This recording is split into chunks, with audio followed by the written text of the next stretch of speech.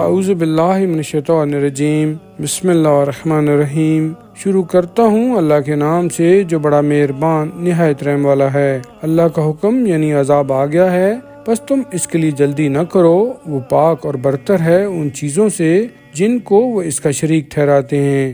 وہ اپنے بندوں میں سے جس پر چاہتا ہے اپنے حکم سے فرشتوں کو روح کے ساتھ نازل کر دیتا ہے کہ لوگوں کو خبردار کر دو، یعنی ڈراؤ کہ میرے سوا کوئی الہ نہیں ہے، بس مجھ ہی سے ڈرو۔ اس نے آسمانوں اور زمین کو حق کے ساتھ پیدا کیا ہے۔ وہ جن چیزوں کو اس کا شریک قرار دیتے ہیں وہ ان سے بلند و بالا ہے۔ اس نے انسان کو نطفہ یعنی پانی کے ایک بوند سے پیدا کیا، پھر وہ ایک دم کھلم کھلا جھگڑالو بن گیا۔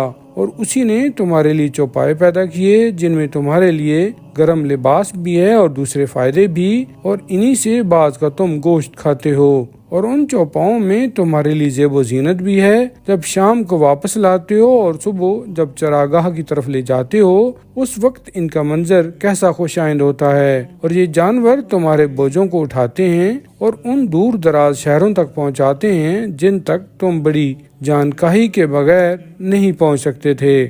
بے شک تمہارا پروردگار تمہارا شفیق بڑا مہربان ہے۔ اور اس نے گھوڑے، خچر اور گدھے پیدا کیے تاکہ تم ان پر سوار ہو اور اپنے لیے انہیں زینت بناؤ، اور خدا وہ کچھ پیدا کرتا ہے اور کرے گا جو تم نہیں جانتے۔ اور سیدھے راستہ کی طرف رہنمائی کرنا اللہ کی ذمہ داری ہے، اور ان میں کچھ راستے کج بھی ہوتے ہیں، اور اگر اللہ تعالیٰ زبردستی چاہتا تو تم سب کو ہدایت دے دیتا۔ وہ وہی ہے جس نے تمہارے فائدے کے لیے آسمان سے پانی برسایا جس سے تم پیتے بھی ہو، اور جس سے وہ درخت اور سبزے اگتے ہیں جن میں تم اپنے جانور چراتے ہو۔ اسی پانی سے وہ خدا تمہارے لیے کھیتی، زیتون، کھجور، انگور اور ہر قسم کے پھل پیدا کرتا ہے۔ بے شک اس میں غور و فکر کرنے والوں کے لیے ایک بڑی نشانی ہے۔ اور اسی نے تمہارے لیے رات، دن، سورج اور چاند کو مسخر کر دیا ہے، اور ستارے بھی مسخر ہیں۔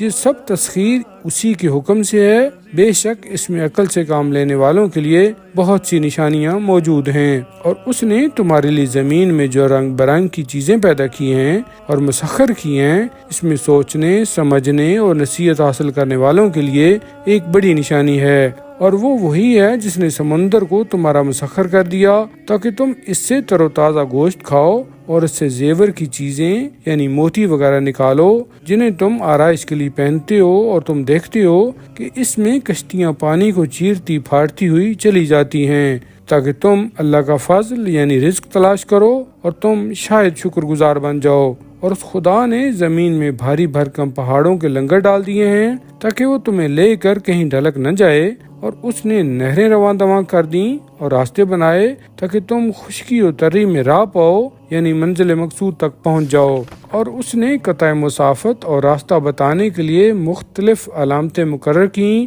اور ستاروں سے بھی لوگ راستہ پاتے ہیں۔ کیا وہ خدا جو پیدا کرتا ہے اس کی مانند ہے جو کچھ پیدا نہیں کرتا؟ کیا تم اتنا بھی غور نہیں کرتے اور نصیحت حاصل نہیں کرتے؟ اور اگر تم اللہ کی نعمتوں کو شمار کرنا چاہو تو شمار نہیں کر سکتے۔ بے شک اللہ بڑا ہی بخشنے والا اور بڑا مہربان ہے۔ اللہ وہ سب کچھ جانتا ہے جو کچھ تم چھپاتے ہو اور جو کچھ ظاہر کرتے ہو۔ اور اللہ کو چھوڑ کر جن کو یہ مشرک لوگ پکارتے ہیں وہ کوئی چیز پیدا نہیں کر سکتے، بلکہ وہ خود پیدا کیے ہوئے ہیں۔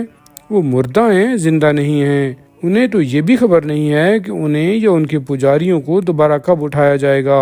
تمہارا الہ بس ایک ہی الہ ہے۔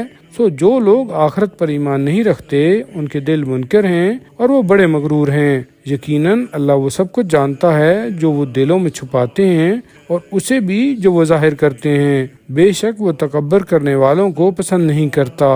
اور جب ان سے کہا یعنی پوچھا جاتا ہے کہ تمہارے پروردگار نے کیا نازل کیا ہے تو وہ کہتے ہیں کچھ بھی نہیں، بس اگلے لوگوں کی فرسودہ داستانیں ہیں۔ اس کا انجام یہ ہے کہ قیامت کے دن یہ اپنے گناہوں کا بھی پورا پورا بوجھ اٹھائیں گے، اور کچھ بوجھ ان کا بھی اٹھائیں گے جنہیں یہ بے سمجھے گمراہ کر رہے ہیں۔ دیکھو کیا ہی برا بوجھ ہے وہ جو یہ اٹھا رہے ہیں۔ جو لوگ ان سے پہلے گزر چکے ہیں انہوں نے بھی دعوت حق کے خلاف مکاریاں کی تھیں، تو اللہ تعالیٰ نے ان کی مکاریوں والی عمارت بنیاد سے اکھیڑ دی، اور اس کی چھت اوپر سے ان پر آ پڑی، اور ان پر اس طرح سے عذاب آیا جدھر سے ان کو وہم و گمان بھی نہ تھا۔